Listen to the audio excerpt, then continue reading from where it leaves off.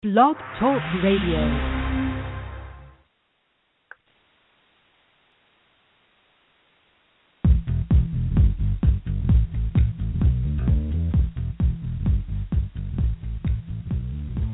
You're tuned into In5D Radio, the next dimension in radio, where we bring you the hottest, in-depth, spiritual, metaphysical, esoteric conversations and news. Get ready for spirit, body, and mind to expand in 3, 2, 1, 1, 1, 1.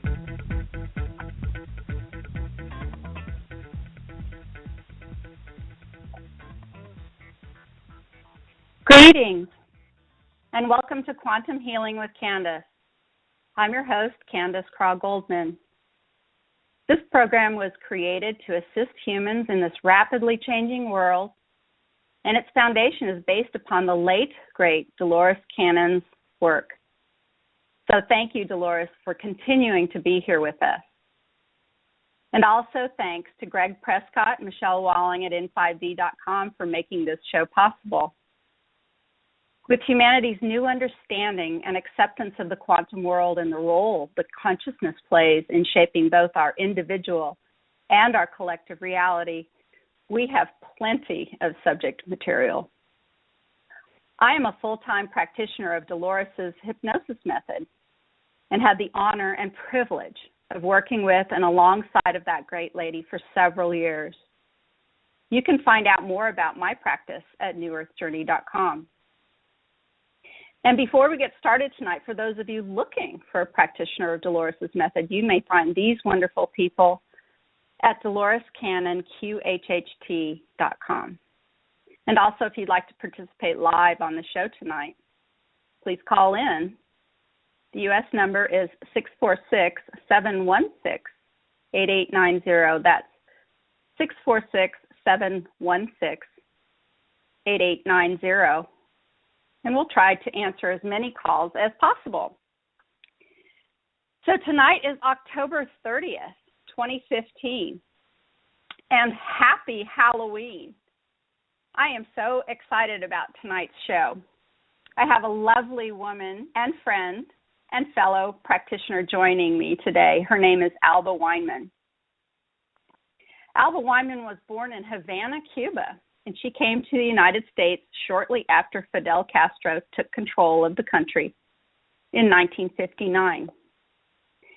She grew up in Fort Lee, New Jersey, viewing the New York City skyline from her bedroom window, and after finishing high school, she moved to Miami, Florida, where she lives now.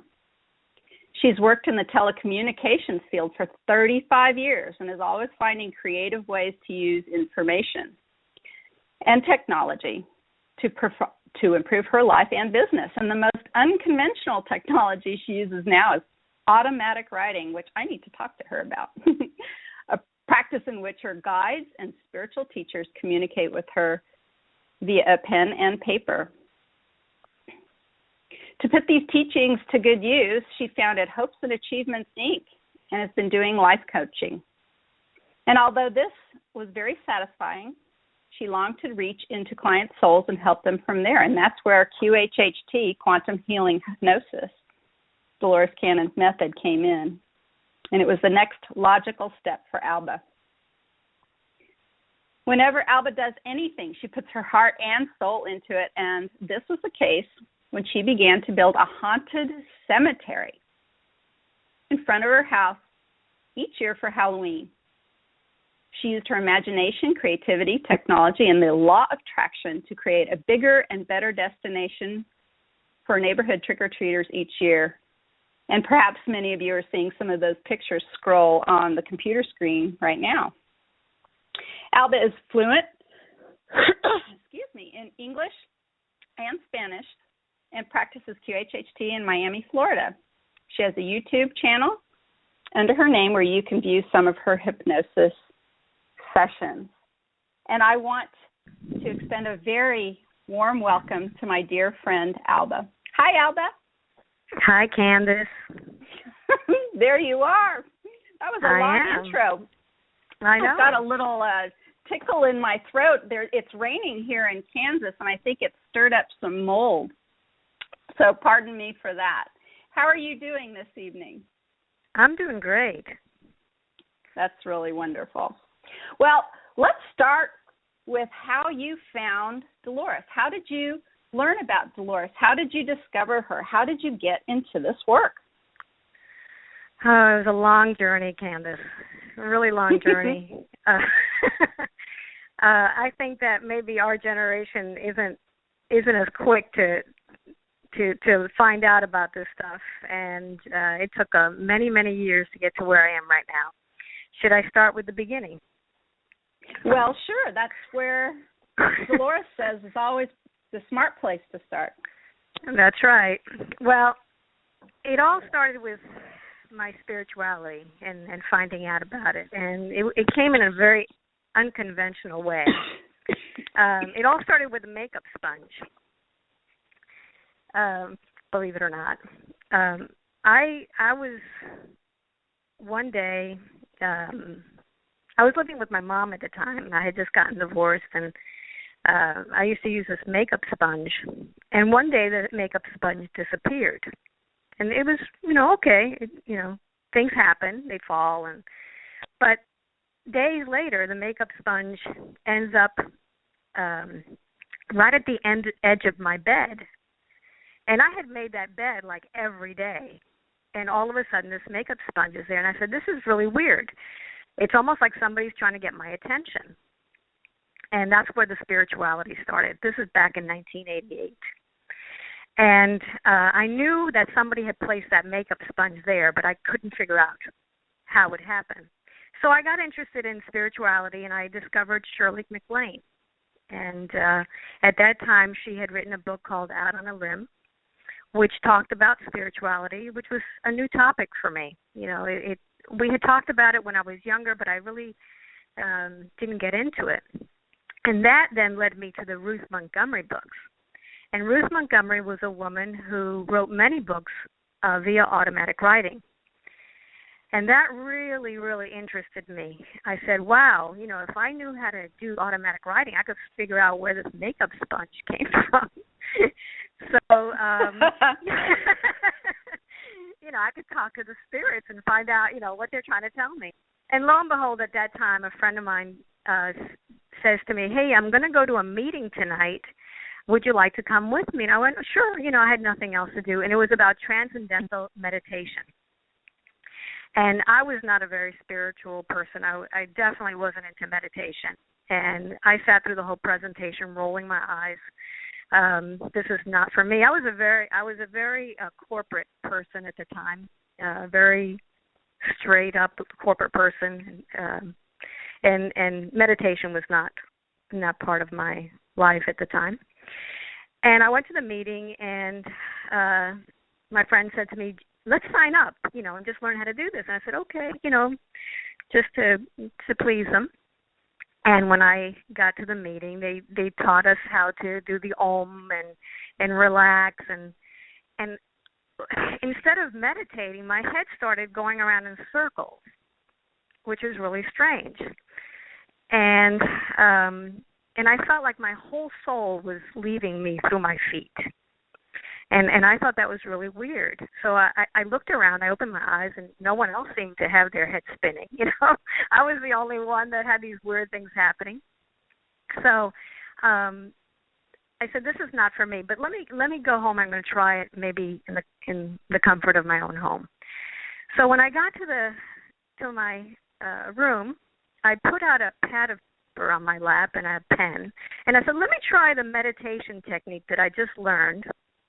And let me just hold my pen here. Maybe I could do the Ruth Montgomery thing.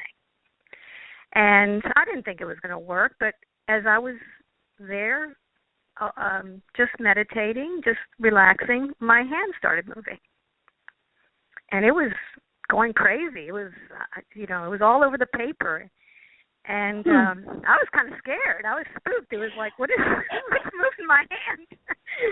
And I was afraid to open my eyes. And so finally I opened them, and it had all over the paper in Spanish. It said, yo soy tu padre, yo soy tu padre, yo soy tu padre, which means, sorry, I'm getting a little touched here. It said, I am your father. Oh. Sorry, I'm almost crying. So my dad had communicated with me at the time, and I went, wow, this is really great. So I ran into my mom's room. It was like 11 o'clock at night, and I woke her up, and I said, Dad communicated with me, and this is what I did. And she was very, And how did she take that? It was like normal. She took it like, okay, you learned a new thing. And in the morning, I explained to her, Mom, this is all I did. I relaxed. I put the pad down. I put the pen. I asked for some sort of communication. And Dad came through, and I went to work, right? So when I get home that afternoon, my mom says, guess what? I communicated with your dad today. Oh, my goodness. And I said, that's no fair. I had to pay $300 for my session. Oh, that's hilarious. Alba, how long had it been since your father had passed? My dad had passed 9 years before. And that's when I found out. My dad was a prankster. And my dad loved to play tricks on people. And that's how I found out that it was my dad. I asked him. I said, was that you? And he goes, of course it was me, because he liked to play jokes on people.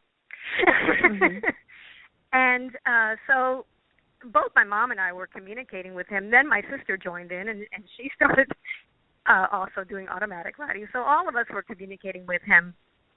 And I found out, how he passed and what happened after he went to the other side. And it was a really beautiful experience. And, I got to know a lot about spirituality from my dad. But then after a while, we kind of ran out of things to talk about, because my dad told me that he had to go to school. He told me, I have to go to school. And I kept thinking, school? You don't have a body? What are you talking about, school? And he goes, I have classes that I have to go to. And I didn't know at that time that, you do go to classes. So he says, I'm going to let you talk to your guide now, and he'll answer all your questions. So I spent many years then communicating with my guides. And my guide was like my best friend. Anytime I had a question or I had any problem, I would start writing. And my guide told me, he kind of comforted me. He didn't tell me what to do. He just comforted me and would tell me things are going to be okay, And it was like having someone to just talk to that would answer my questions. But I found out a lot about spirituality through him. And so that's how I did the automatic writing. And throughout the years, it began to increase more and more to where I started getting guides that were master teachers that would really teach me things that I never even knew existed. And they always told me, we are preparing you. You're a messenger of hope, and we are preparing you for something really big. And I kept saying, well, why me? Why did you pick me? And they said, you agreed to this. And they said, one day you're going to be meeting with people face to face. You're going to be helping them, and we are preparing you. And wow. It's been a long journey. It's been a really long journey. So, this has been going on for years and years. And so that's why I started the coaching business, where I said, I've been told that I need to, the lessons that I'm learning, I need to tell other people about it. So I started coaching people. And again, they were telling me, you're not going to be able to do this over the phone. You have to do it in person. You're going to be sitting across from someone and doing it. And we're talking about them telling me this back in 2007. And I had no idea that I would be getting into QHHT. And the reason I got into it was that even though coaching was really exciting and I enjoyed it, I felt that I was not being honest with my clients, because I didn't tell them where I was getting the information from. I just, sounded like a very wise person. But what was happening is during my coaching sessions, I was channeling. And I never really revealed my spiritual side to them. I was always the corporate person. You see, I was always corporate and didn't think that people would understand about my automatic writing or my spirituality. And so I kind of kept that hidden for many, many years until finally it had to come out, and it did. So that's kind of the long story. That's how you ended up finding out about Dolores and QHHT? I mean, how did you actually get into one of her classes? It's a long story. Are you ready for this? Sure. Everybody likes stories about Dolores and how people found her and how they got into this work. It's why we're here. It was really a strange way that I got through this. Back in 2009, we had a really strange thing happen to our family, and really strange. My son was arrested for something he didn't do, and that became international news. It was a really, really hard thing to go through. And during the arrest, well, he wasn't arrested in the house. He was arrested somewhere else. But during the search in my house, part of the evidence that they took were my automatic writings. You're kidding. And no. Wow. They took my automatic writing, and I had been keeping those a secret forever. And I didn't think people were ready for that information, so I kept them a secret. And during the search where they took everything that was important to us, they took my automatic writing, and I had to, for the first time in public, tell someone that I did this. I had to tell his attorney that, listen, now the public has this. This is, it's going to be used, against me because I wrote something in my journals about why he was arrested. The whole idea of why he was arrested, and it was going to come up, and I was afraid of that. And that was the first time I actually had to go public with the fact that I did automatic writing. And I kept begging, my attorney to please try to get these back because, first of all, they were not only my automatic writings, but they were my journals, my diary, my notes on anything that I did as far as coaching. It was everything that I ever wrote. They had, and it was really amazing. So that was a hard pill to swallow. And throughout the entire time, that's really personal stuff. I mean, that's amazingly it was very personal. So I was dealing with the fact that my son was arrested and vilified by the media for something he didn't do, and it was international news. And at the same time, I had this to deal with too, which was my own personal stuff.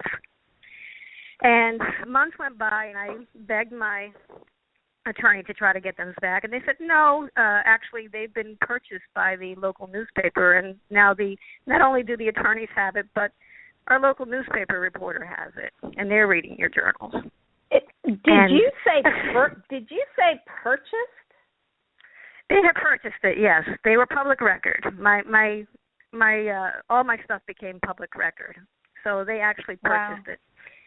Yeah, so here I was now dealing with this issue with my son and dealing with the fact that now my entire life was being read by every attorney, the state attorney's office, and our local newspaper reporter. And they were trying to look for stuff in there to use against my son. And I kept doing my automatic writing, and my guides kept telling me, don't worry about it. This is exactly what's supposed to happen. And I'm like, of course it was. What, are you nuts? I'm like a knife going through me. And they said, no, the people who are reading your automatic writing are supposed to be reading them. And I said, that's personal. You know, this stuff is personal. You wrote it to me. You didn't read it for everybody in the world to read. And, you know, it put me in the hospital twice. You know, I was under major stress. And my guides kept telling me, keep writing, because we have a lot to tell you. And I kept saying, yeah, but I want my journals back. You know, those are private. Why are people reading this? And they kept saying, they're supposed to read it. They're supposed to read it. We are all one, and whatever you go through, everybody goes through. And that was really hard for me, you know, to realize that. So, you know, my guides kept telling me, you must forgive them. You must forgive them. That's the only way. And I kept saying, you know, it's impossible. How am I going to forgive? Because this is such a hard thing to forgive. I'm dealing with, you know, thousands of people, you know, saying that my son is guilty, and now at the same time I'm dealing with this. You know, how can I forgive anybody for doing this to us? And my guides kept saying, you must forgive. You must forgive them. So finally I was able to forgive them for not knowing any better, okay?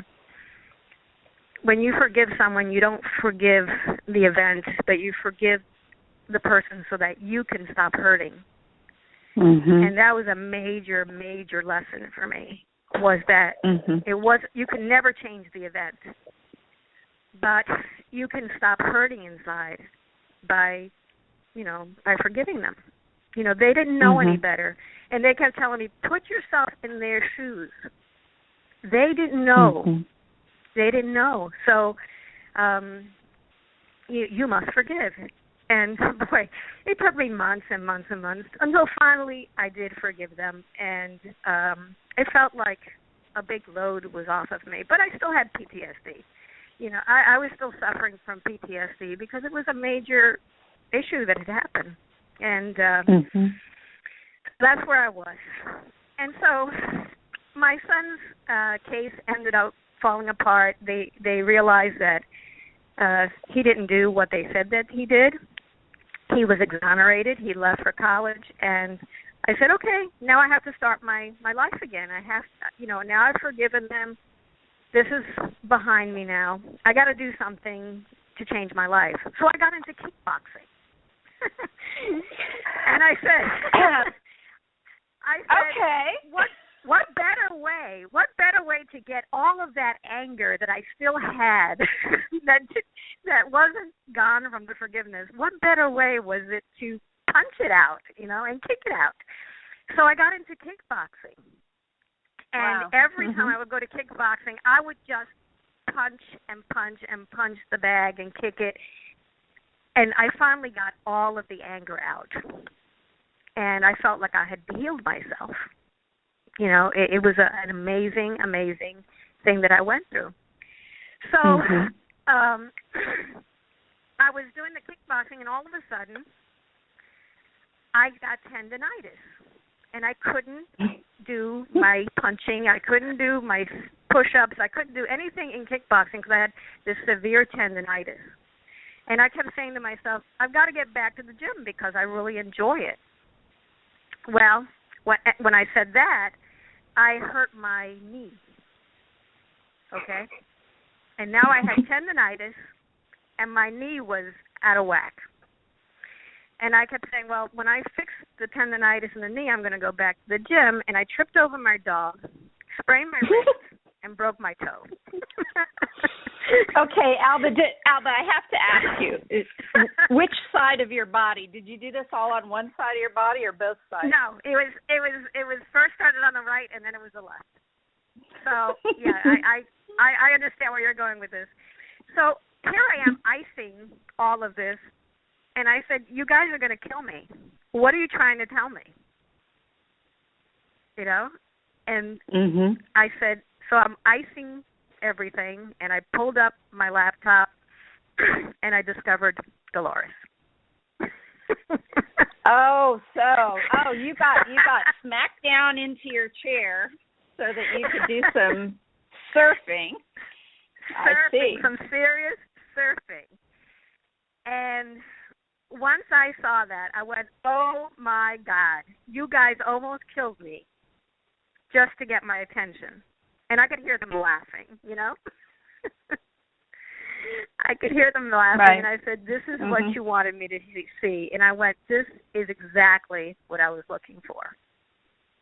This not only deals with my automatic writing, because I've already been in touch with my guides. This helps with my coaching, because I'll be coaching people before I even, put them in trance. And everything that I ever was looking for was exactly what QHHT was going to give me. So if I wasn't even, I don't think I had even finished my ice bag yet. I had already ordered all of the books. I had ordered the books that were the prerequisites for the course, and I had ordered the course already. And during New Year's Eve, starting 2014, I was listening to my course online, listening to Dolores, and on another screen, I was putting together my website for QHHT. So as soon as I got I finished with the test and I knew that I had passed my test, I launched my website. Wow, Alba, it seems like I've known you for longer and that you've been practicing for much longer than that. This, it's kind of amazing that I would not have guessed that. I would have thought that you'd been around a little longer than that. It you just like went right to town. And the funny thing is I only do my QHHT on the weekends because I have a full-time job. But I pack so many sessions into a weekend. And I get so involved with them that I feel like I have been doing this for years and years and years. Well, you're very prolific, and there's so many sessions that we want to talk about tonight. But why don't we start a little bit with your history of Halloween, because that's why you're here. You posted a session on the forum, and when I say the forum, Dolores Cannon's original support forum, we share session stories and tidbits and things that happen, the practitioners of her method. And she posted a story about a haunted house. And then when I was talking to her a little bit about it, she was telling me about how she'd always decorated for Halloween. And that's when I said, well, this is perfect. You're going to have to come on and tell us about all of that and the things that you learned and about this session, amongst others. So, but why don't you start with how you came to be that amazing person in the neighborhood who decorated up their house like that. The Halloween queen. Thrilled all the children, and you really made quite a production every year. How did you get started in that? Well, when I was younger, I loved Halloween. It was great. I grew up in the 60s, and Halloween was going out trick-or-treating. And my mother was a seamstress, and she would sew my outfits. And we were very creative. I loved the creativity of Halloween. I love the fact that you can say, how the kids say, what are you going to be for Halloween? It's always, what are you going to be? It's creativity, right? Yeah. So when my son was born, I had heard in the neighborhood, there was, those whisperings in the neighborhood saying, there's a bunch of people that are trying to get rid of Halloween in this neighborhood. They would prefer that the kids go to the mall. And my son was tiny, and I went, no, you can't do that. You can't do that. You can't make him miss out on Halloween. And he was tiny. He wasn't even 2 years old yet. And so I said, you know what? If you build it, they will come. Exactly. Right? So what I did is I had seen several years before someone who had put tombstones in their yard, and it attracted a lot of kids.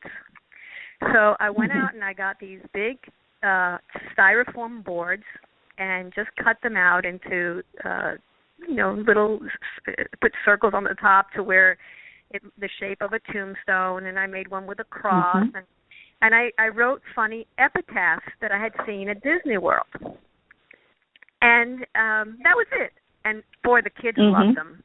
And we got a lot of trick-or-treaters that year. So in the next year, I said, I'm going to make 3 more and grow the cemetery. And this time I'm going to put, maybe props in front of it. I'll put, a heart, and I put, a mask in front of it, and I'm just going to make it spookier, So then my family started getting involved, and we would dress up and go into our yard and pose as if we were monsters, but we wouldn't move. So we wanted the people to wonder if we were real or not. And when they had let down their guard, we would scare them. They'd say oh, I don't think she's real. No, I don't think she's real. And then we'd go, boo, and then they'd freak. And it became really exciting. We felt like we were empowered now. We can really scare people. So it became an obsession. Every year I did 3 more tombstones, more props, and my son grew up with Halloween being a production. It was a theatrical production. So I kept adding more and more, and then my husband would have skits in our garage. One year was a mad scientist, and we put strobe lights and body parts, and another year it was a cave and with a 2-way mirror inside, and people would go in and get scared with the mask on the other side. We started really getting into this production every year of calling in these kids, and they would bus them to our house. So when we moved to a bigger house, the reason I had the house was because it had a great yard for a cemetery. And the realtor said, please don't tell that to the owners of the house because they're very religious and they would freak out. Oh, my gosh. So I started creating this really big production. We had a wraparound porch and a really huge yard, and what I would do is I would close off the porch. One side had curtains that were black, and the other side had curtains that were white, and we would do a mad scientist type of thing in one part of the porch, and people would walk through the porch and go through different scenes. We'd had strobe lights, we had really scary music, and at that time, we were hosting exchange students. And so the exchange students would participate as actors. And since there were other exchange students in the district, we would invite them to be the actors also. So they were learning about Halloween and were participating as actors. And we would get hundreds and hundreds of kids coming through our house every Halloween. We had fog machines. We had fog machines. We had real coffins. We had mannequins. I had a marionette ghost that is called a flying crank ghost, and we would put a black light on her, and it was just so amazing.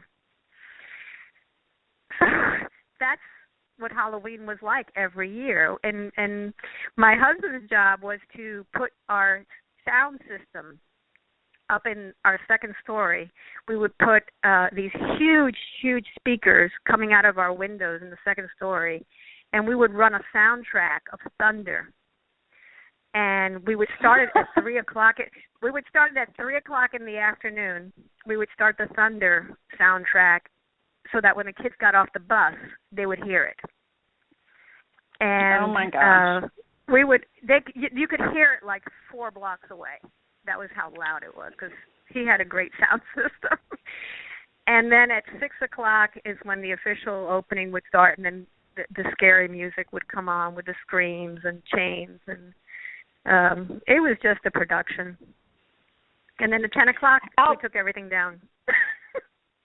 Alba, how many years did you do this? And then tell us a little bit about why you stopped doing it.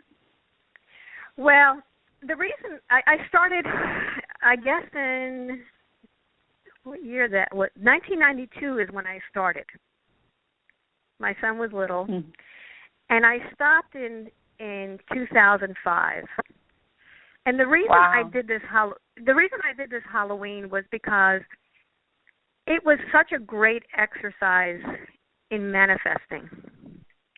That was what I loved most about it. I would sit in front of my yard in the dark, looking at my house, like maybe in September, and I would envision everything that would be put, every single prop, exactly where it would be. Mm-hmm. And I learned that not only did I manifest exactly what I wanted, but it was even better. So it became like an addiction, as to how I could do it even better and better and better. But what happened was that after a while, it became an obligation. People wanted more and more.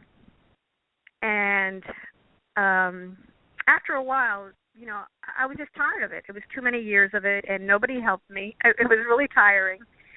I did it all by myself, right? I did it all by myself until the last day when my family would come in, but it was a lot of work. I had like an entire storage unit just of props and taking the coffins back and forth to storage. It was just a big ordeal. Mm-hmm. And the reason I stopped was that one year I overheard a little boy say, "This isn't scary. She had the same stuff last year." Right? Right. And I realized he was right. I was no longer doing it for me. I was doing it for them. And I had gotten lazy. And I didn't want to do it anymore. But my son had told me, "Oh, come on, Mom, this exchange student hasn't seen Halloween. Let's do this again." And I did it for them. I didn't do it for me.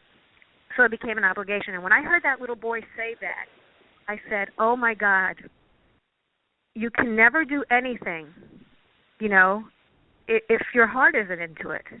People know. Right. People know. You can't. I forgot what I had said a quote, and I think you remember the quote that I had said. I had posted it. That you can't hide from yourself. When you know you're doing a job that's not good enough, you know it and other people know it. You can't hide it. And that's when I stopped. Mm-hmm. And the last year that I did the Halloween, we actually had 3,000 trick-or-treaters come by our house. Wow. Yeah.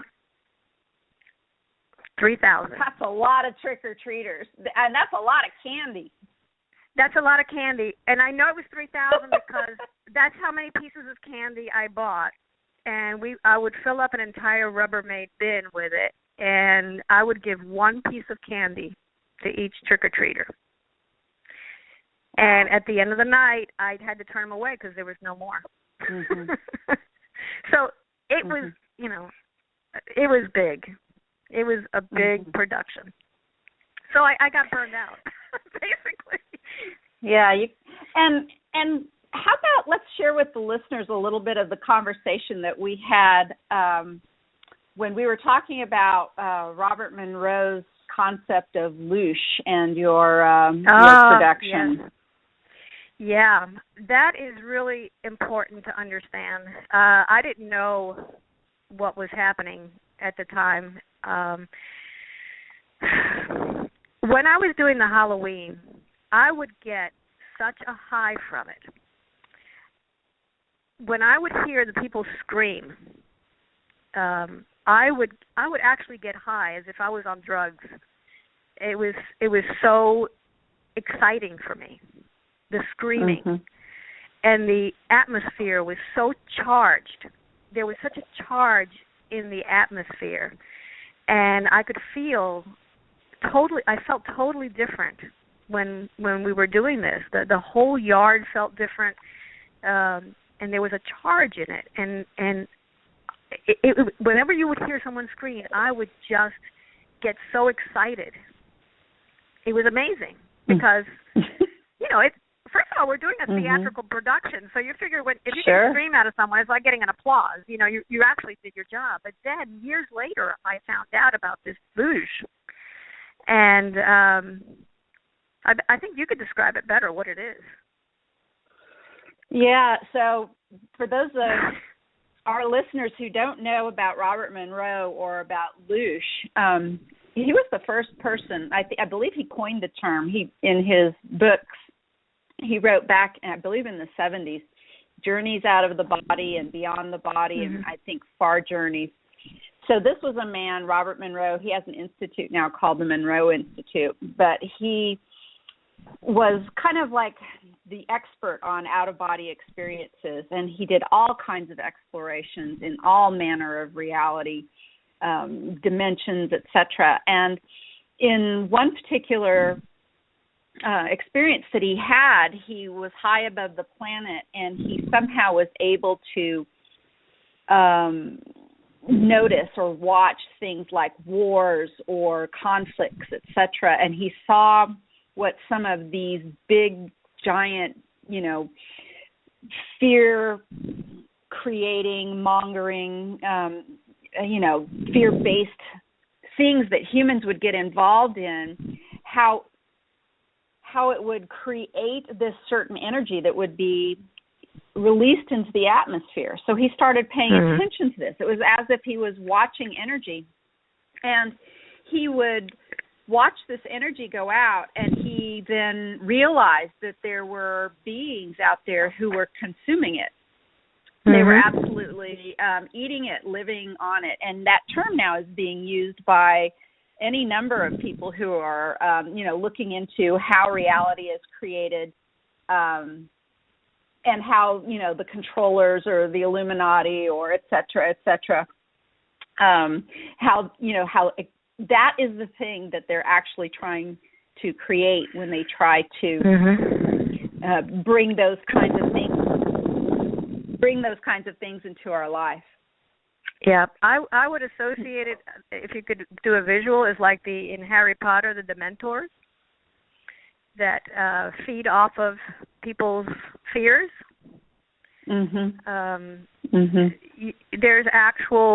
You're actually feeding these energies with the fear. And once I discovered that, I realized that I was a co-conspirator.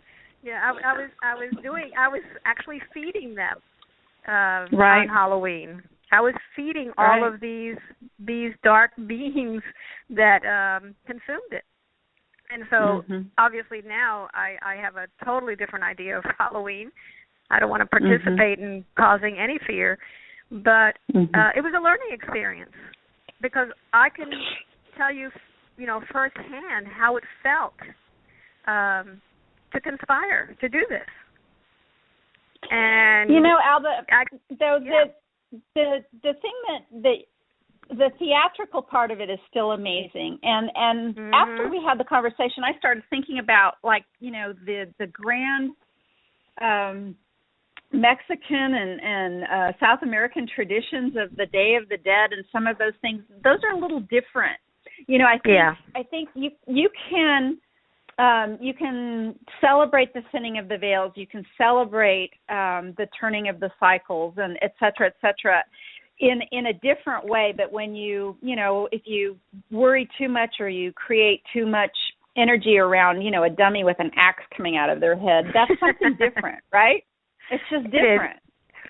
When I was doing this, I didn't think of it as anything except theater, because I have never been one to watch scary movies. In our family, we didn't watch scary movies. We didn't. Right. My son didn't grow up with any scary movies, no horror movies. I have never seen one of those Halloween Freddy Krueger movies. I have no idea about any of that. So people would come to these productions, and they would hear music like soundtrack from the movies, and they would get scared just hearing the soundtrack. And to me, it was funny because I could not associate anything of what they were feeling with my production because I didn't have any association to it. So, being that I was doing it just out of theater, it was mostly a cemetery. I didn't like to get into the gory stuff. I didn't get into the gory stuff until like the last couple of years. But I actually bought somebody else's Halloween haunted house props. I bought all of his props. And so he had a lot of body parts. So I said, well, since he has them, I might as well use them. But my entire time that I had been doing this, it had only been focused on the cemetery. And, I didn't think cemeteries were scary, but other people did. So that was what the Halloween thing was all about. To me, it was a production. That's how my son looked at it. It was a theater production that Mommy did every year, and it was fun for us, And it was a safe place for kids to go to. I'm with you. I've always liked cemeteries. I know people, think about them as being scary or whatever. I always think of them as, stories. There are so many stories in every. Right. I would look at headstones and I would think about the stories. Well, and speaking of stories, you've got a great session story that in part contains some information and an experience about a real haunted house. Would you tell us about that session? Yeah. That QHHT session. That was a QHHT session.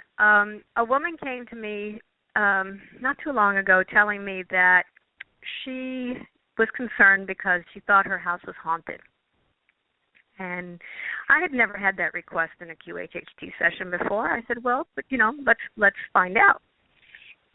So when we get to the part of the higher self, I asked, is her house haunted? And they said, yeah, it is.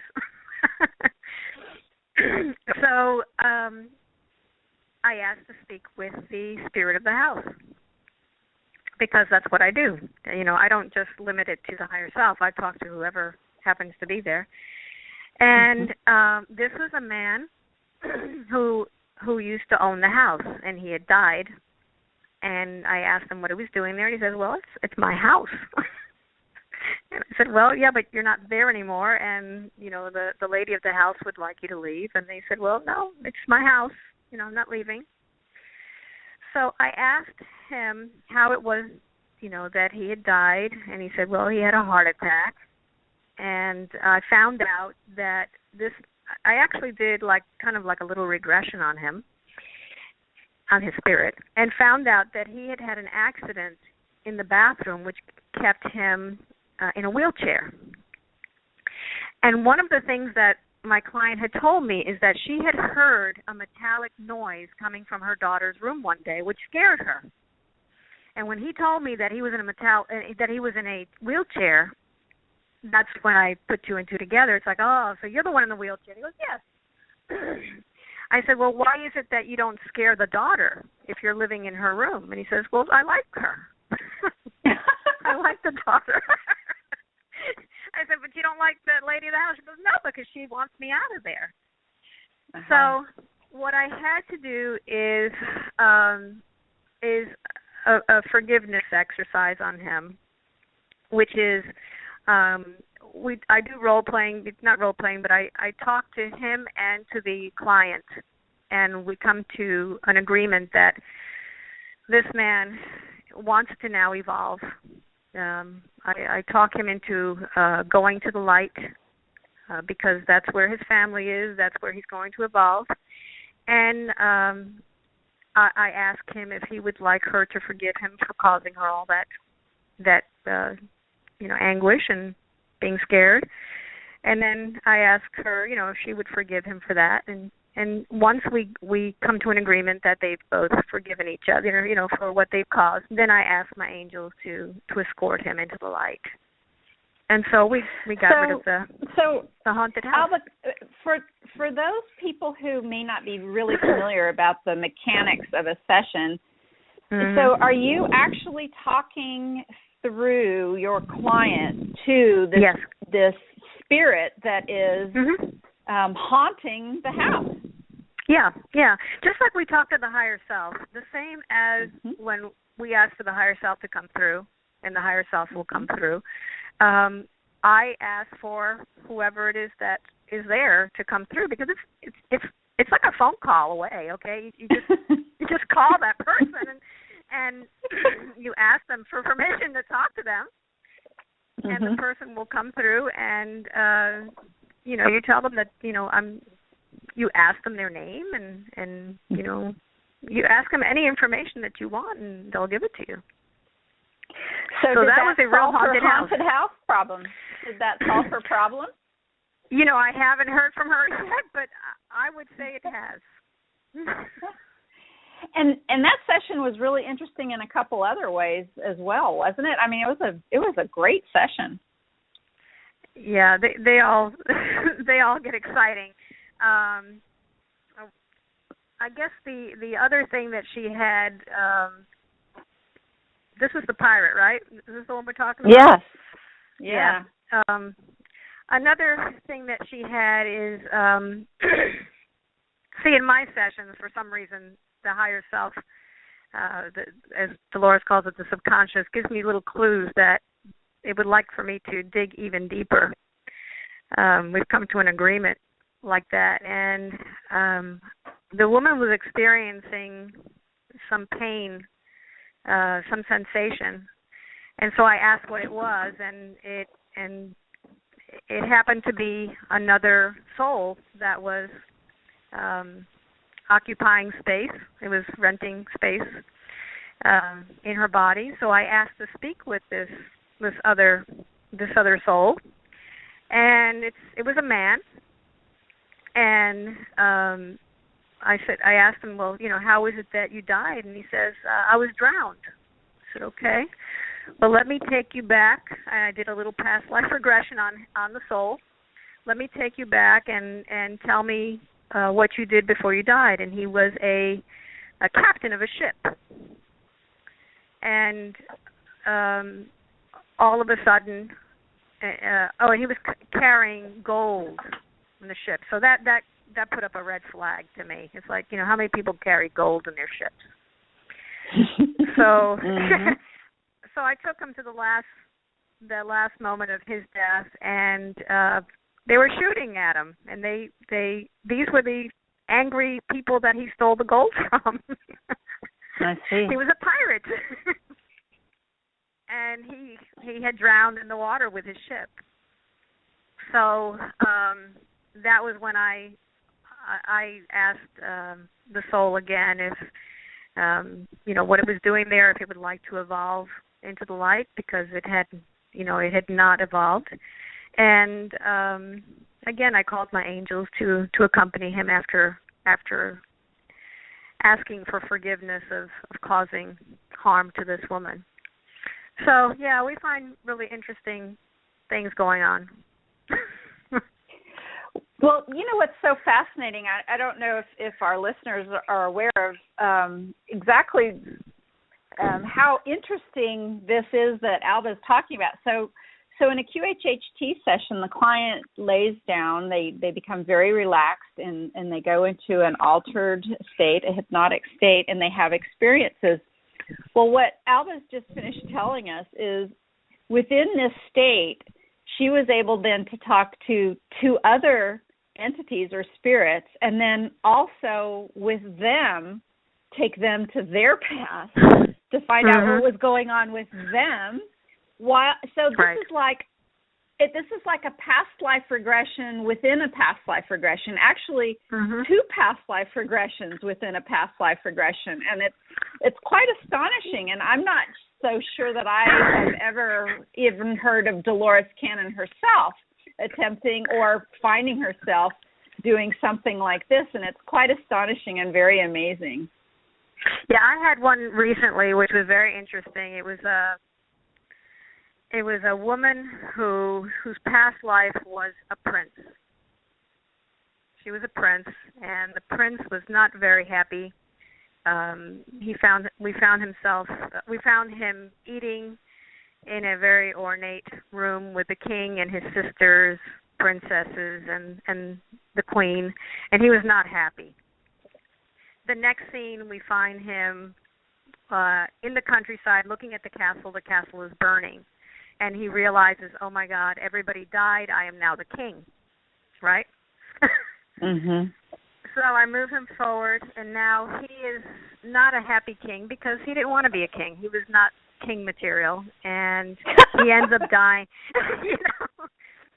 He was a reluctant king, and he ends up dying in the hands of the soldiers because he was just very weak. So I actually his own soldiers killed him. I remember reading killed that. Him. Yeah, they didn't like him. They didn't like him because he was a very, very good king. So I said, okay, let me find out what's going on here. Why is this happening? So I said, let me find out more about the king. So I called forward the king and asked to speak to the king, which he came forth. And I found out that the king had issues with the son. He really didn't like the son at all. That he preferred to have had somebody else control the kingdom. So I did a past life regression on him. Another regression within a regression. Right. So I did a past life regression on the king. You're on a roll, Alba. Right. And the king. So it ended up that the king had been married before, and he had a daughter, which he loved dearly, and he wanted the daughter to become queen, and the daughter refused. And he ended up marrying another woman who had this son, and then other girls.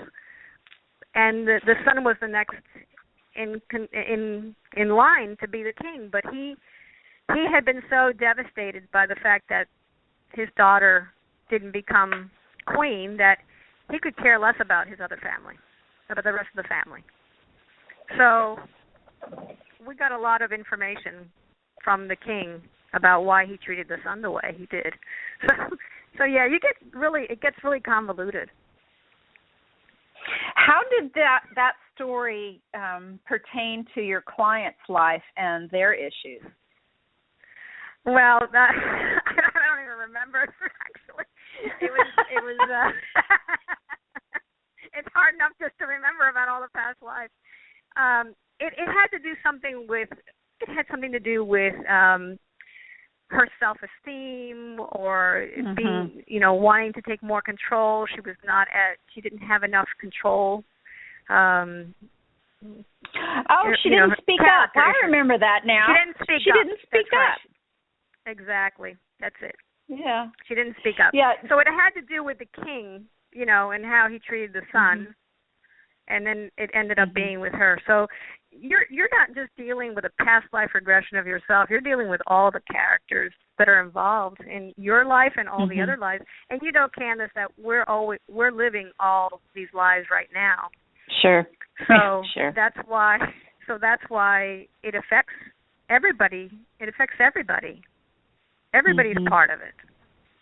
We're just doing time traveling. We're not doing past life regression. We're doing time traveling. I just love that. I really, truly love that. Hey, one of the fun things that you and I get to do as practitioners is when we get together, we get to have our own session. And without revealing to our listeners what this session was about, there's an audio clip that I'd kind of like to play for everyone. It's just 1 minute long. but there's, and who facilitated this session for you, Alba? This is Jerry Johnson. Jerry Johnson Mm-hmm. is out of Asheville, North Carolina. He's a practitioner there, and he Mm-hmm. facilitated my first session. This is your very first QHHT session. On myself. I had already been practicing for about 6 months, Right. and I had never had one on myself. Right. So this is the very first one that you had on yourself. And Jerry is such a great guy. But let me go over to the studio here. And what I want to do now is just 1 minute clip. But this is a 1 minute clip that Alba sent to me where she is just discovering in her own past life regression who and what she is. So let's take a minute. It's a 1 minute clip. You ready, Alba? Okay. Here we go. So this is Alba's own past life regression. And this is what, about a year ago then, or a little more than a year ago? Yeah. Year and a half. Okay, so here's the clip.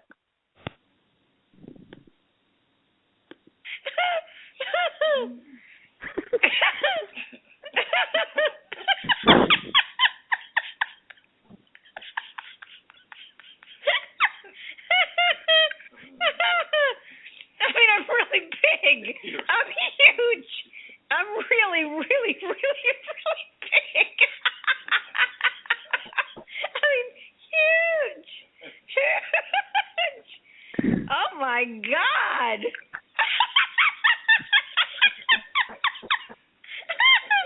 I mean, I am humongous.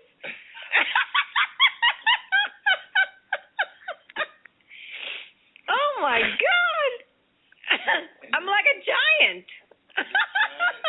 I'm like huge. I'm like, oh my God, I'm huge.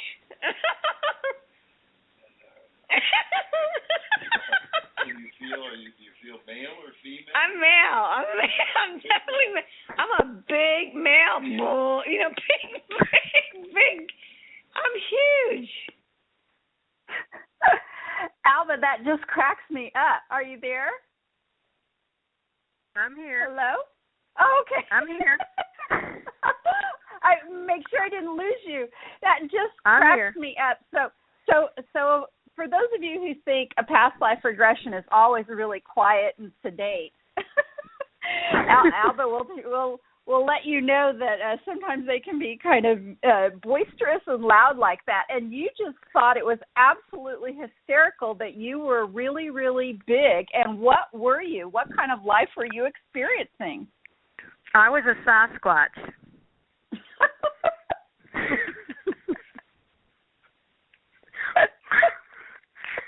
And I didn't even I thought they were a myth at that time. You know, I didn't know anything about the Sasquatch people.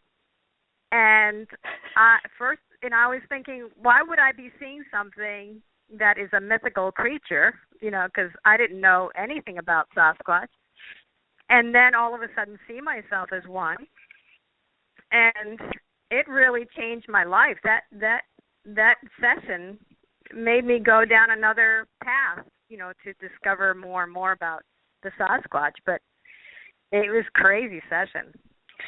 And you really felt being in the. I mean, you can tell by your reaction, your genuine reaction. It's as if you just plucked yourself, you know, and put you right into this other body where you're looking at these big hairy feet and this great big body, and it's just so much different than your normal, you know, body that you're used to. And so that's what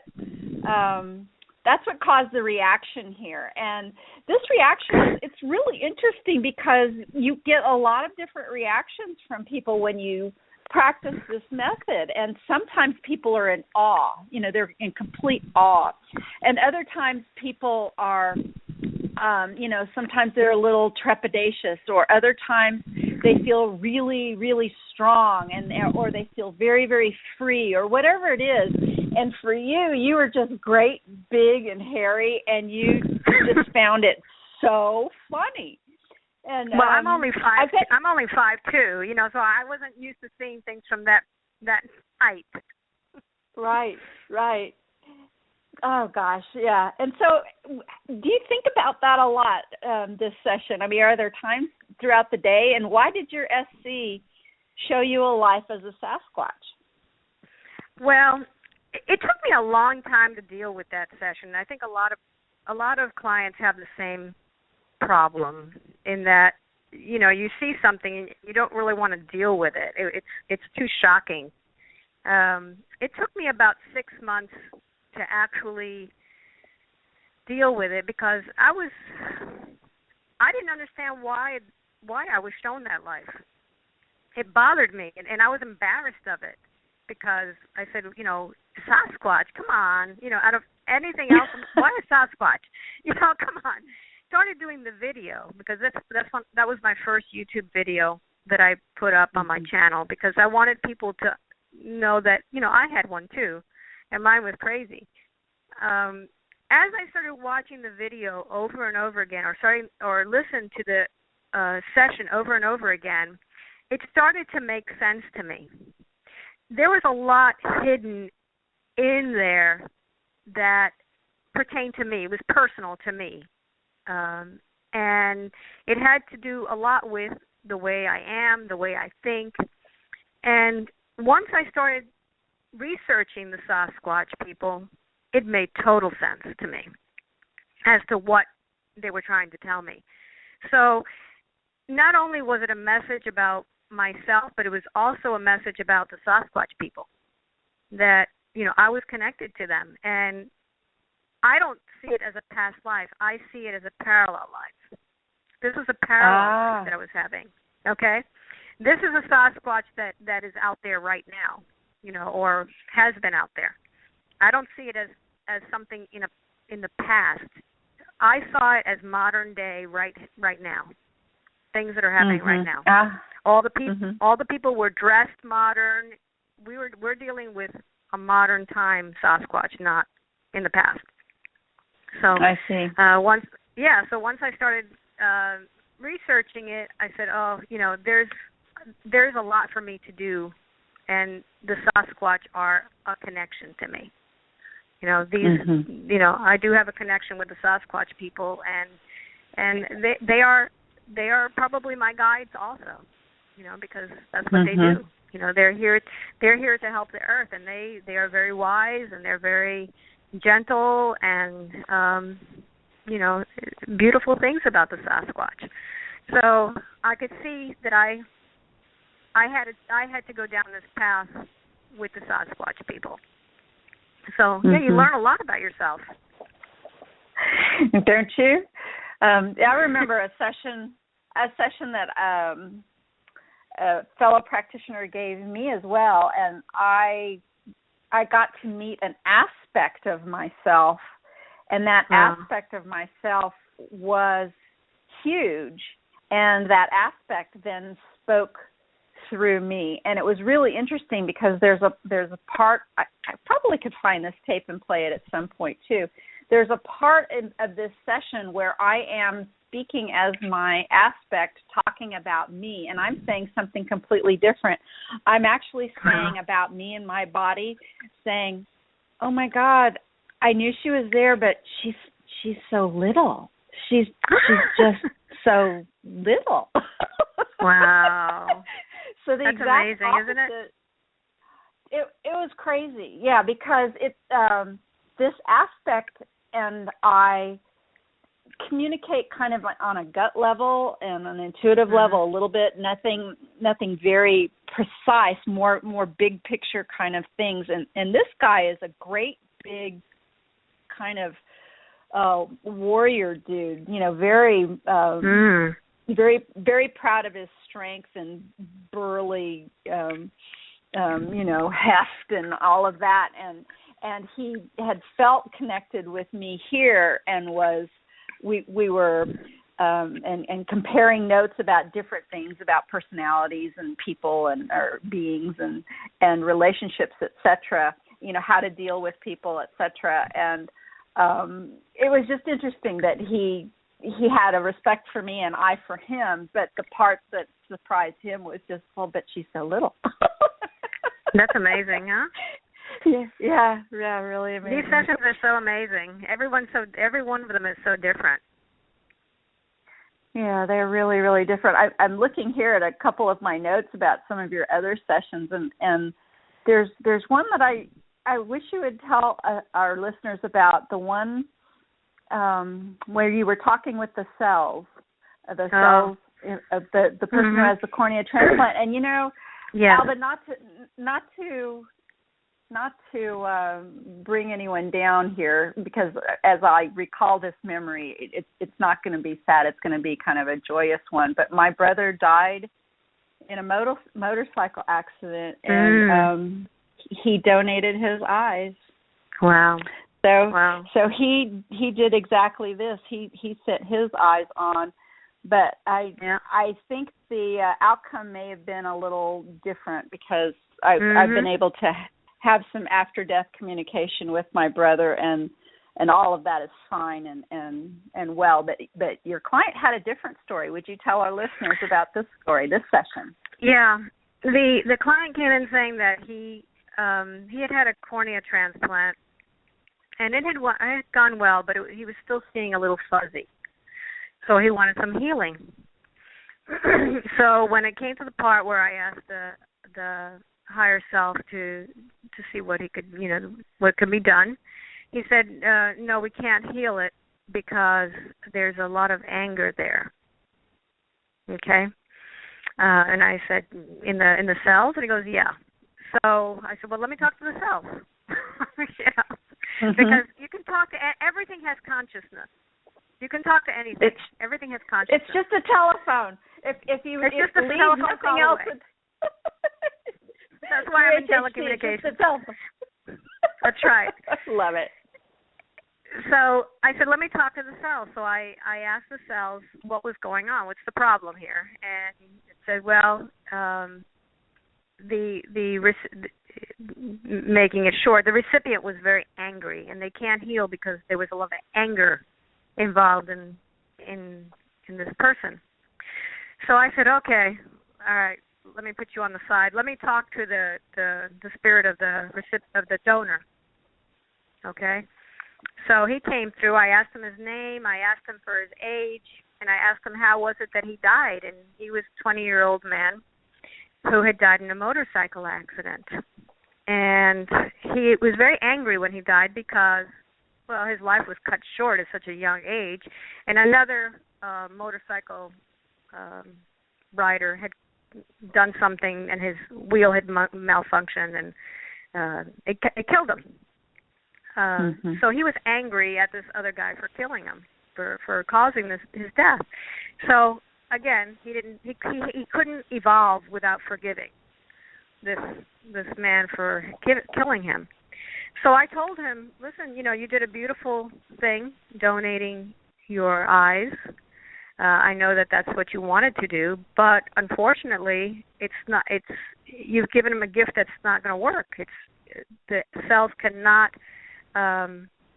do anything unless you let go of this anger and you forgive this person that killed you. And it took a little,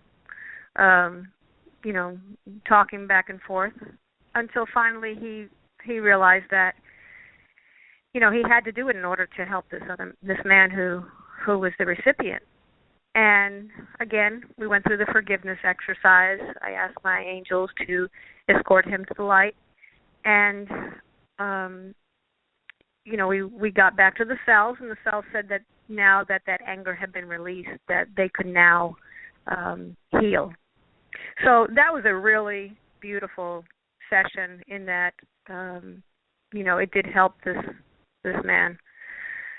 So, and he has gotten back to me, and he says that, he has his eyesight is improving, and it's working. So I'm very, very pleased. That's amazing. Yeah, that's amazing.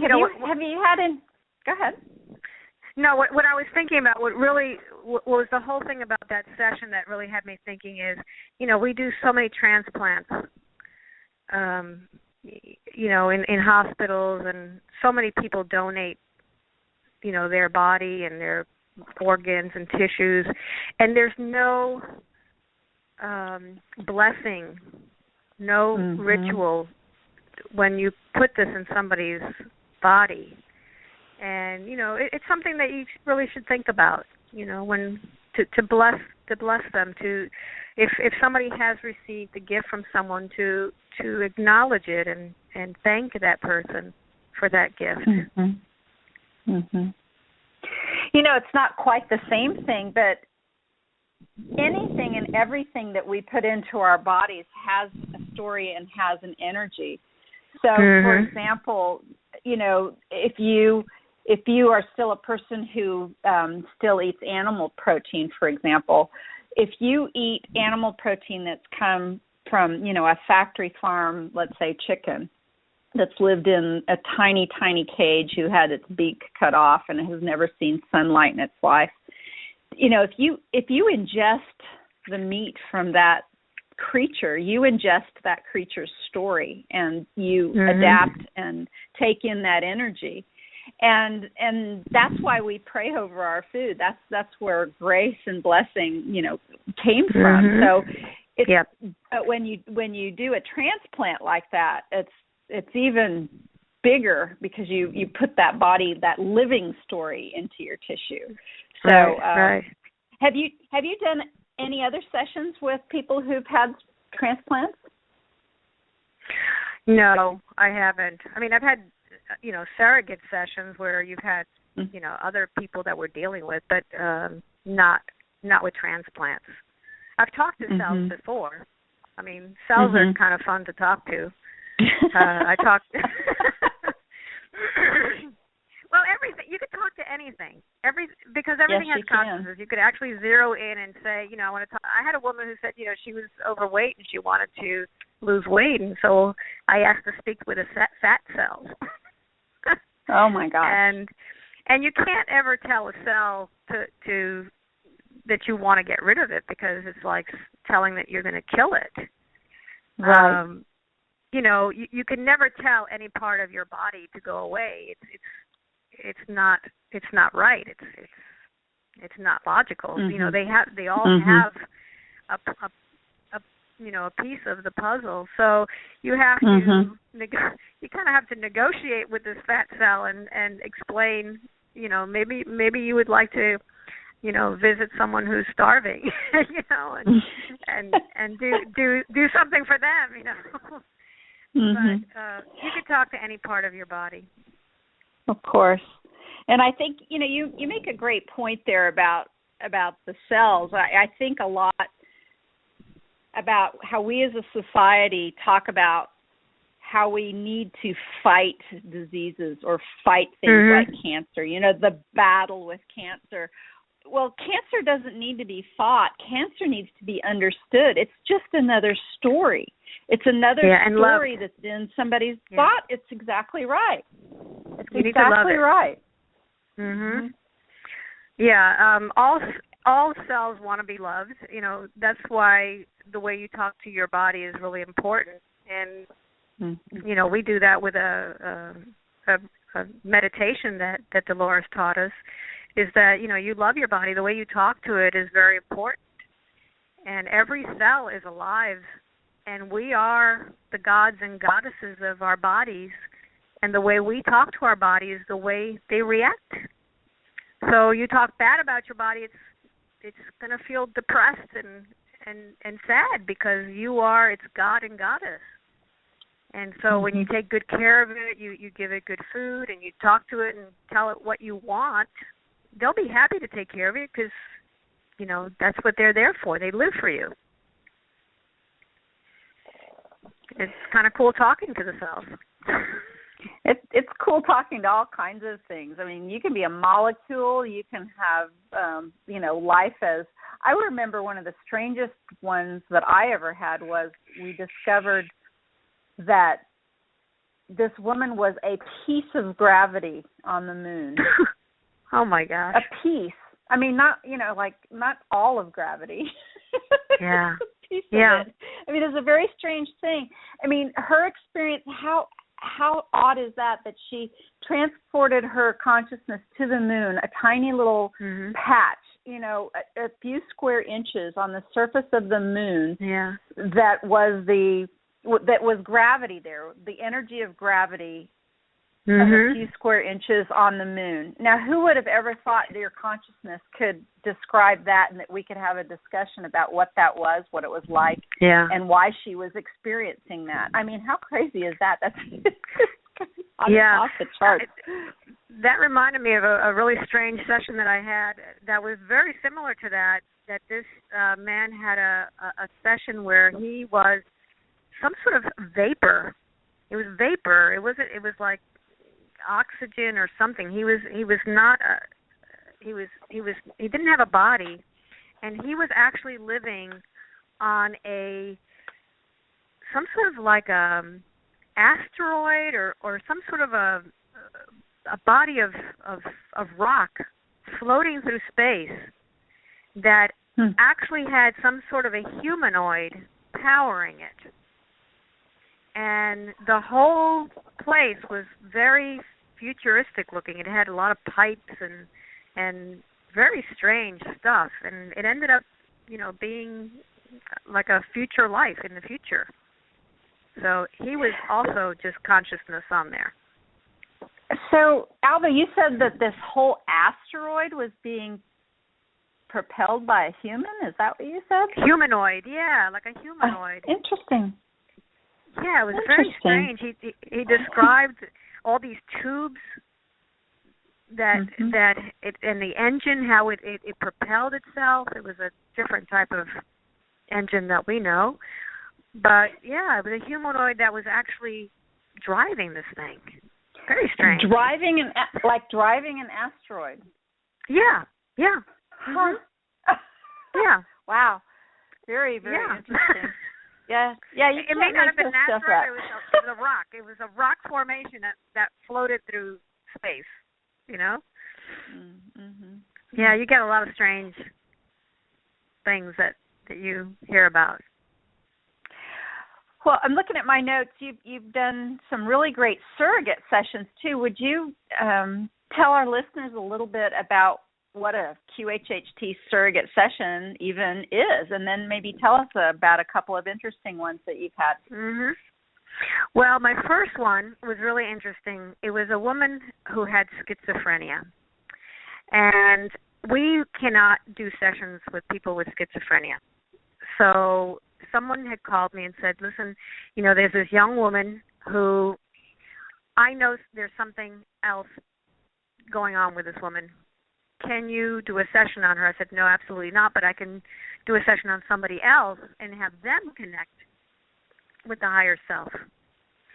So we had a session with him, with his past life and everything, and then later we connected with his higher self, and then I asked for permission to speak with her higher self.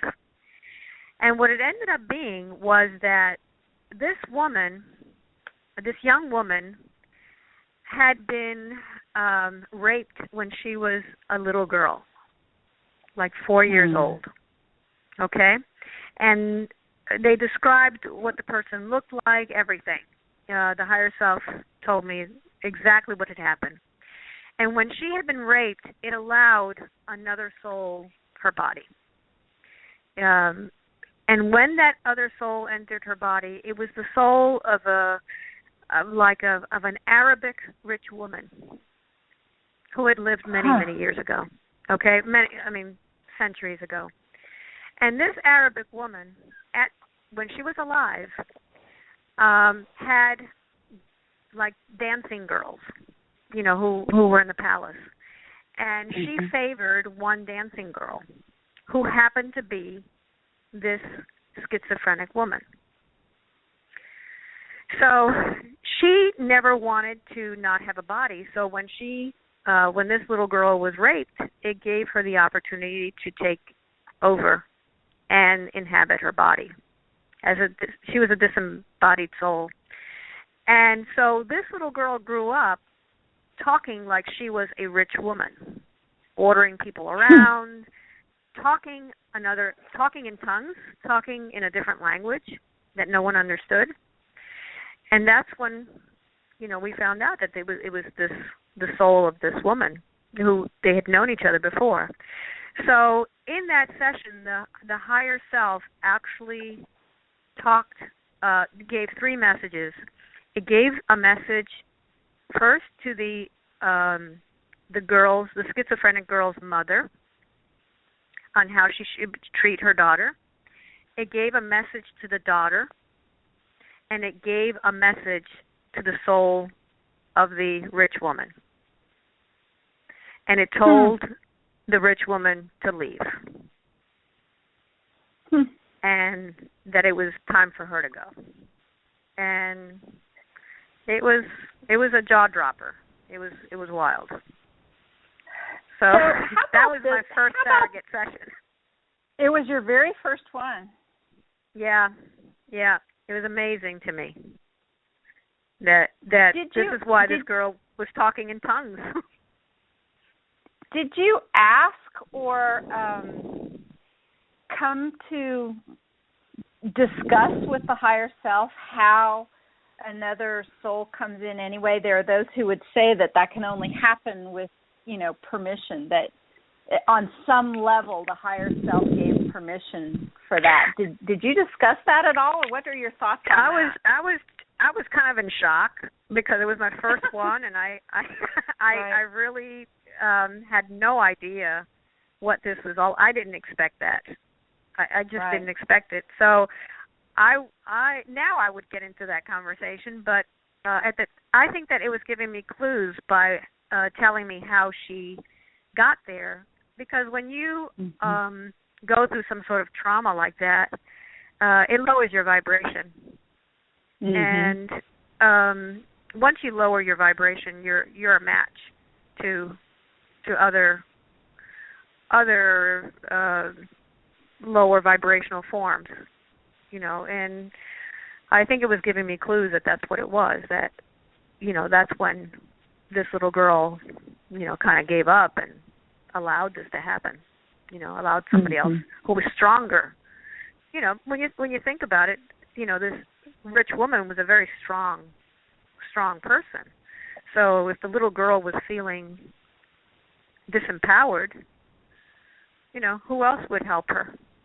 She was someone who maybe the little girl recognized it, recognized the soul from another life and allowed her to take over.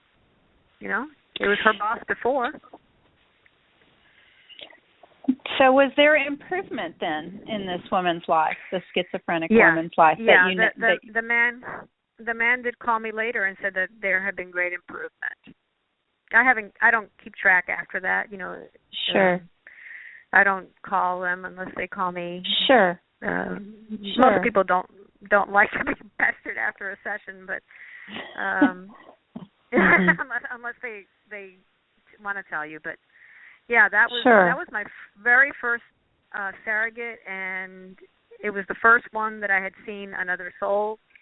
And so I guess my higher self was kind of introducing me to something that I would be getting more involved with, later. But that was good. Another surrogate session that I had was with Sparky the dog. Let's hear about Sparky. Well, this is a session that I actually have on YouTube. It's towards the end. It's called The Universal Message, and this was an amazing QHHT session. And before we started, we have been discussing my dog, because my dog is very old, and she said, "Oh yeah, I have a dog too." And I said, you can talk to your dog. We could do a surrogate session on your dog. And she said, "Yeah, really?" I said, "Yeah." So towards the end, I asked to speak to Sparky, and if you see the YouTube video, you could see that she totally changes. I felt as if she was wagging her tail when I was talking to her. And I just was interviewing Sparky, and Sparky, told me that he was very happy that they had rescued him, because he didn't want to. I guess he didn't want to die at such a young age. He was at the shelter, and I asked him what he liked, and he liked biscuits, and it was just really fun to speak with a dog. Mm-hmm. And the client was really happy too, because she actually felt what Sparky felt like to speak, as Sparky. Mm-hmm. And there was and some sort of message.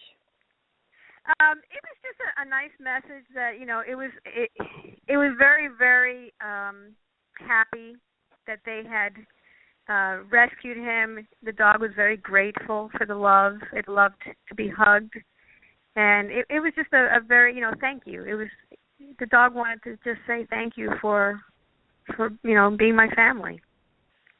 So it was very nice. That was really nice. Oh. And another surrogate session that I had, which I didn't even expect it to be a surrogate session, was another one that I have on YouTube. That was my cousin wanted to find out more for our family tree, and she wanted to get some information about our ancestors. And the higher self says, well, go to the pier, and I figured it was talking about maybe some sort of a registry that was there. Right? I mean, the higher self says, go to the pier. And I went, okay. And then all of a sudden, my cousin is living the life of my grandmother. She actually did a surrogate for my grandmother. So talk about convoluted. She found herself on the ship going from Spain to Cuba. I had the higher self look for her, and they found her on the ship, very nauseated, making the long trip across.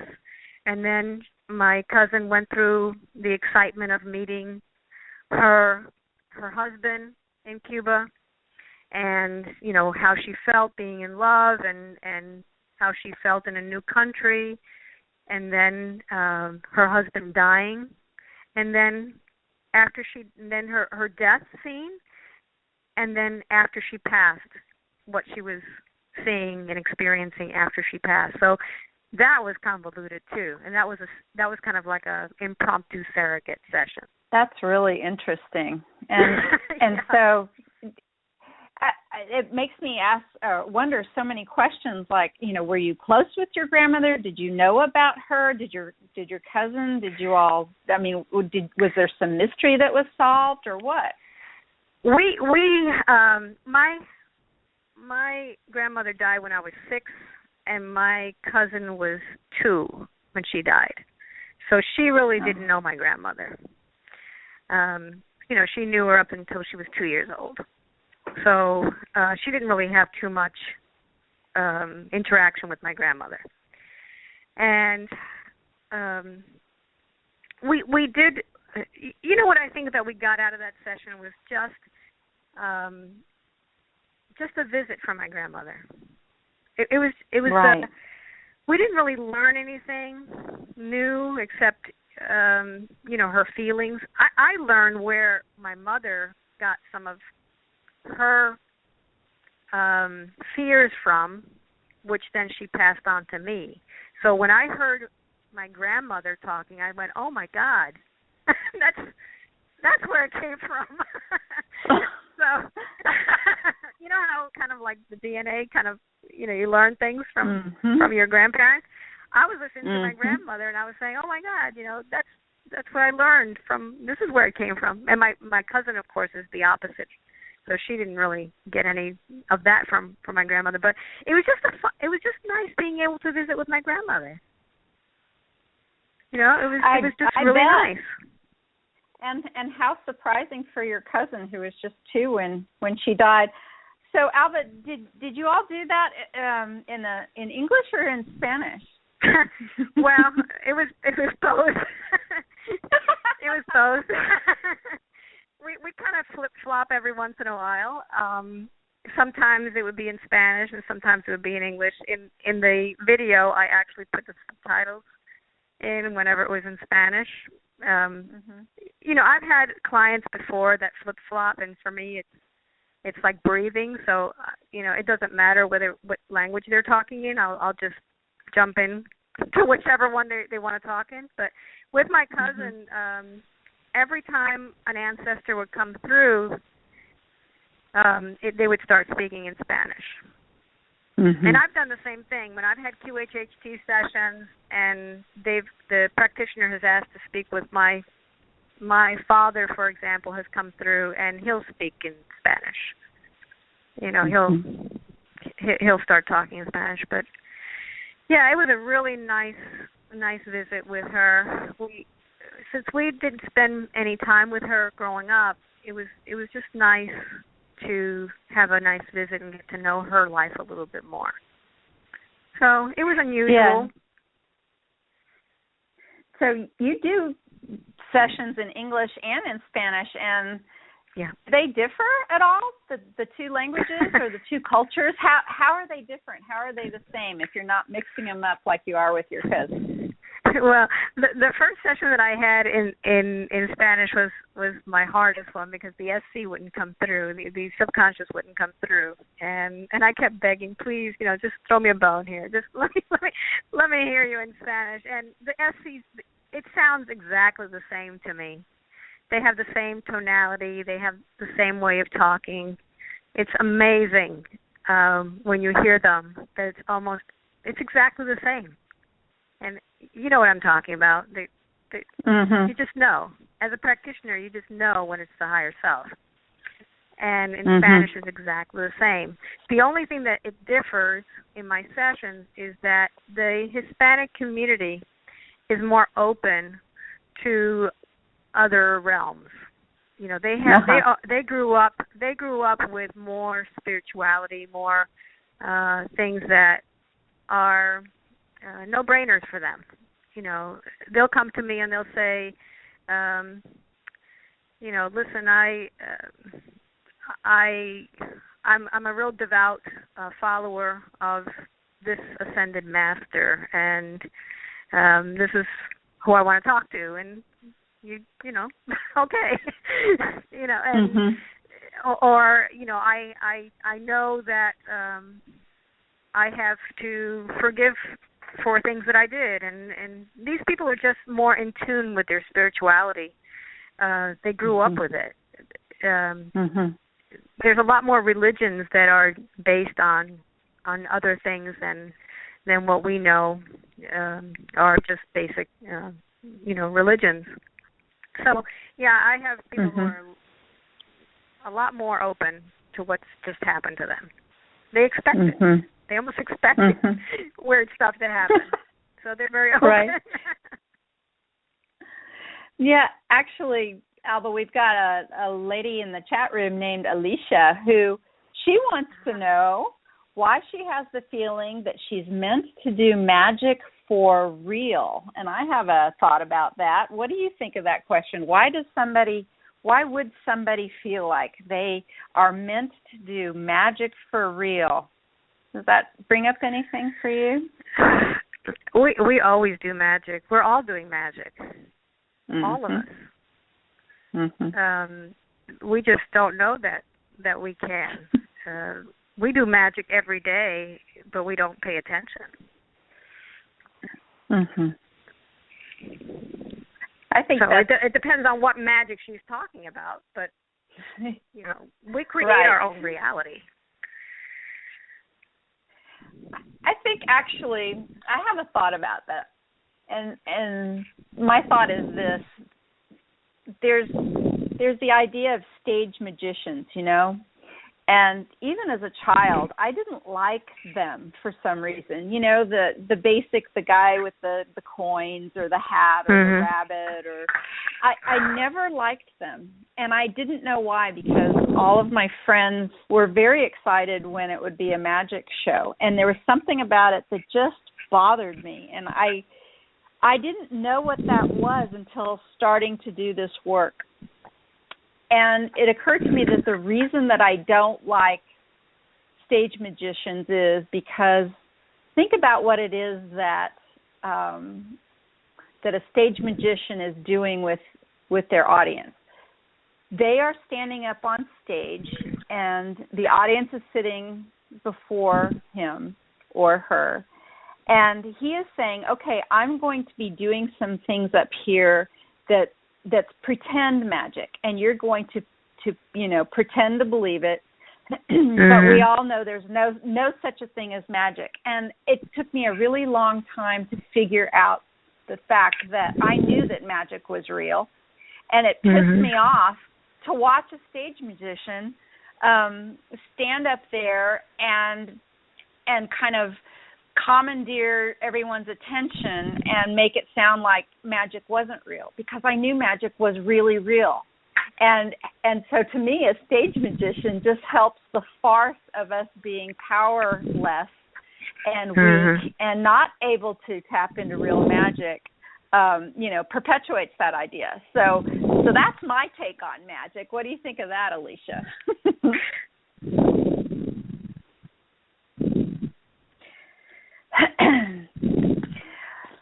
Well, Alba, we're coming down towards the end of our time together. Is there any more sessions you'd like to tell us about before we say good night for the evening?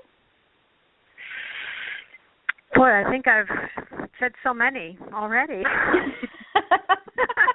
Well, why don't you tell us a little bit about your YouTube channel and maybe how people can watch some of those sessions there and some of the other things that you offer, and we'll just call it a night then. Yeah, the YouTube channel can just be reached by just typing in my name, Alba Weinman. That's the channel name, and on there I have QHHT sessions. I don't have the whole session. I don't like to put entire sessions because this, people have private information that I don't like to divulge, but you'll see partials, and I also have other types of sessions which are not QHHT sessions. They're more hypnotherapy, because I do have almost 400 hours of hypnotherapy training, so I do other types of hypnotherapy also, which is not QHHT, and those I call the spiritual journey of forgiveness. And I also show some of those. Those are for different cases where we do different things, but I love the QHHT sessions. They're amazing, and for anybody who's thinking of getting one, I know, Candace, that you agree with me. I would have people contact a practitioner near them and see who resonates best with them. There is no competition in practitioners. Everybody is attracted to the practitioner that will be the best for them. And that's how I feel with my clients, that the ones who will come to me are the ones who are meant to come to me. And, you can look at the YouTube channel and see kind of like what a session would be like, but not really. They're all different. Right. Your session is not going to be like any session there, so it just makes you see how people can go into trance and see different things and how real it is for them. And do you still do your coaching work? I do very little of it. I still do some coaching. I do that over the phone during the week, but I like to get into people's souls. I think that's the most fun of it. I did coaching for many, many years, and I loved it, and that we got a lot of success out of it. But now, why spend so much time on somebody when I can just get right to them and get to the issue right away?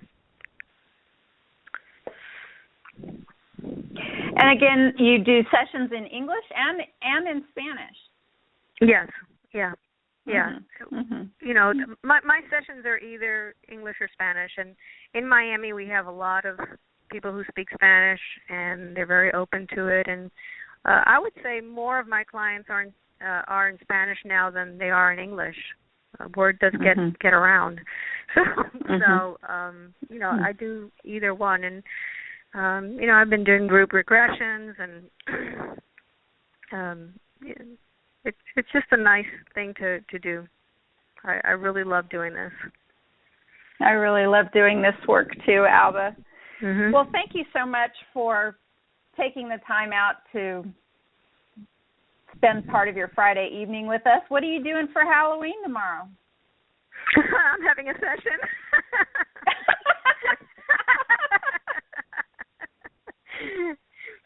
Yeah, I didn't. I bet it'll be a didn't good have one. scheduled. Yeah, I can't wait. I think it's going to be great. And I don't know the client yet, but I just have a feeling it's going to be I always say that with every client. I think it's going to be a really great session. Mm-hmm. So I'm looking forward to it. So that's how my Halloween will be. I will be doing what I do with the sessions. I'll be time traveling with them. Oh, that's great. That's great. Well, again, thank you so much for joining me and the rest of our listeners tonight. And would you come back again and talk to us when you have some more sessions under your belt? Sure. Thank you for inviting me. It's been so much fun. Oh, you're very welcome. It's been a lot of fun. So I'd like to remind those of you, again, looking for a practitioner of Dolores' method, that you can find them at DoloresCannonQHHT.com. That's DoloresCannonQHHT.com. And you can find out more about my own practice of QHHT at NewEarthJourney.com. I practice right smack dab in the middle of the country here in Kansas. And I'd like to ask you all to join us again next Friday. Well, we'll have another amazing show lined up for you. So good night, all, and happy Halloween. Good night, Alba. Happy Halloween. Good night. Thank you. Bye. Bye-bye. Bye.